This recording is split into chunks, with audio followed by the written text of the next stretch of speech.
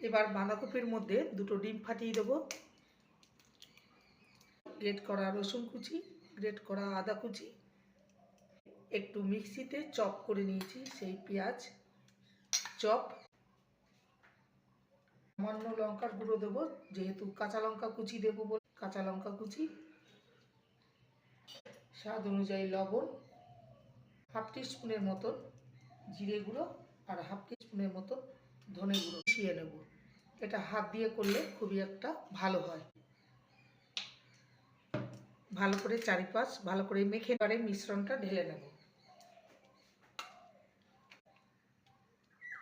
এই স্ট্যান্ডের উপরে বাঁধাকপির মিশ্রণটা দিয়ে দেবো। তুলে নিয়েছি, টুকরোগুলো তেলে ভেজে নেব।